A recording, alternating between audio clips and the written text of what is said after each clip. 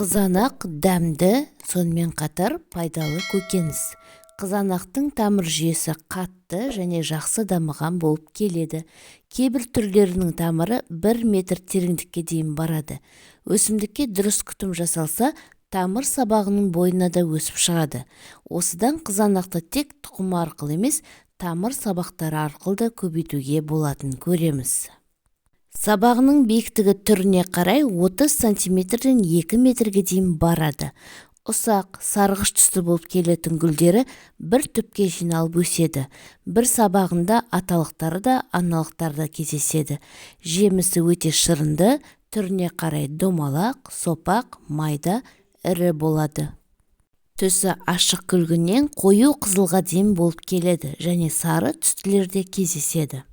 Қызанақтан ертерек өнім алу үшін жылыжайда немесе үй жағдайында наурыздың соңы, сәуір айларында көшетін дайындайды. Мамырдың 10-нан кейін немесе үсік жүріп өткеннен кейін бақшаға егеді. Өнім алу мерзімі шілде, қыркүйек айлары аралығы. Жылыжай жағдайында жыл 12 ай өнім алуға болады. Жеке отбасыға жетерлік қана өсіру үшін базардан мамандар дайындап өсірген көшетті алған дұрыс. Ал шаруа қожалықтары үшін көшеттерді өзінің дайындағаны тиімдірек. Қызанақтың құрамында адам организміне пайдасы мол В1, В2, В5, В6 және А, Е, С дәрумендері бар. Қызанақты үнемі пайдалана отырып, иммундық жүйені нығайтып, жүрек қызметін жақсартып, ас қорытуды реттеп, холестеринді азайтуға болады екен. Қызанақ адам организміне пайдалы витаминдерге бай. Ересек адамдарда жиі кездесетін варикоз, гастрит, жүрек қан тамыр аурулары мен қан айналым жұмысын жақсартады. Асқазан ішек жолдары іштің қатуы кезінде аса пайдалы. Өтті тазартады, несеп айдағыш, ісік ауруларынан қорғайды. Зәрдің шығуын тездетеді. Қанты диабетке және семіздікке шалған науқастар үшін құнды тағам. Қызанақ иммунитетті көтереді. Ара шаққанда дене күйіп қалған кезде екіге бөліп басса, ара уын денеге жаймайды және күйіктің ыстығын алады екен. Сонымен қатар қызанақ катарактының алдын алады. Егер қызанақты сүйіп жесеңіз, көзіңіз жастың ұлғаюымен пайда болатын катарактадан қорғалады. Өйткені қызанақтың құрамында В2 рибофлавин дәрумендері бар. Ал арнайы зерттеу жүргізген мамандар бұл дәрумендерді қолданатын адамдар көз ауруының осы түрінен зардап шекпейтіндеріне көз жеткізген. Қызанақтың құрамында бета-каротиннің көп болуына байланысты, қызанақ тағамдарды жиі қолданатындар көздерінің өткірлігімен мақтана алады екен. Күнделікті тағам ретінде қолданып жүрген қызанақтың пайдасы мол екенін енді сіз де біліп жүріңіз. Қызанақты аллергиясы бар адамдарға жеуге болмайды.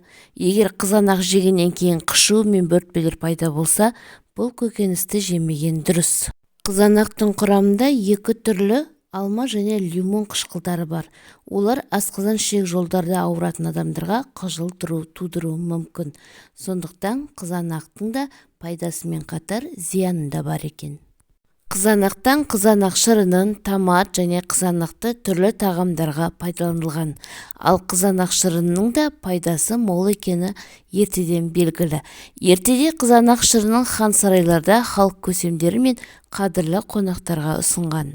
Қызанақ шырыны құрамында крахмал және концентратты қант болмаса ең пайдалы әрі құнарлы. Қоспасы жоқ сусын құрамында магний, кальций, натрий минералды заттар, А, В, С, К дәрумендері және шырын алма, лимон, қымызды қышқылы бар. Жазда бұл сусын шөл қандырса, қыс мезгілінде бойдағы температураны бір қалыпты ұстауға ықпал етеді екен. Қызанақ шырыны жүрек қан тамырлары мен бойдағы қан айналым жұмысын жақсартады. Ағзадағы зиянды қалдықтарды сыртқа шығарады. Тері қабатын жұмсартып, шаш, тырнақ өсіміне тікелей ықпал етеді. Қызанақ пен оның шырынының құрамында ликопин бар. Ол ағзаны зиянды ісік ауруларын талшықтарынан қорғайды. Сондай-ақ, қызанақ шырыны семіздікке жол бермейді. Қызанақ шырыны анемия, көз аурулары, жүйке ауруларын алдын алады екен. Асқазан ауруларына шалдыққан жандарға қызанақ шырынын көп мөлшерде қолдануға болмайды. Әсіресе асқазан жарасы, гастрит, панкреатит ауруларымен ауыратын жандар үшін қызанақ шырыны қауіпті болуы мүмкін. 3 айдан асқан қызанақ шырынын пайдаланбаған жөн. Бұл организмге зиян. Алайда бұл зиян бірден байқалмайды. Мұның зардабы бүйрекке, қуыққа тас байлануға әкеп соқтырады.